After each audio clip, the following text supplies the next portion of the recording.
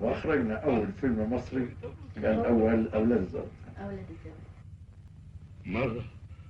مرة شفت أوتوموبيل ماشي بسرعة، كنت ساعتها بخطي من رصيف لرصيف، خلاص كان هيدوسني، لولا إنه اللي بيسوقوا فرمل بغاية السرعة كان شاب حليوة صغير كده. قلت له يا ابني مش تحاسب، أنا راجل كبير.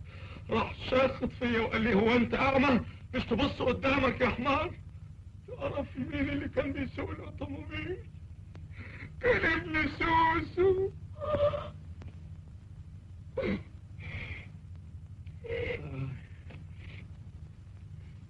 لقيتهم بيعلقوا التعليق، سألتهم التعليق دي مين؟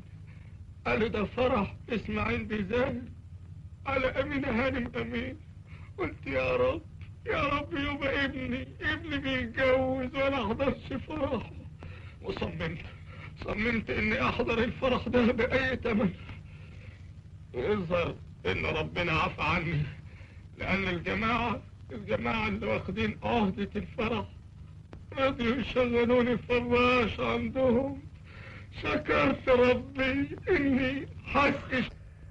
في الحقيقة أنا قصدت أو عانيت إني أجعل أول فيلم ناطق رد على اتهام خطير اتهمنا به أثناء محاكمة امرأة أفاق.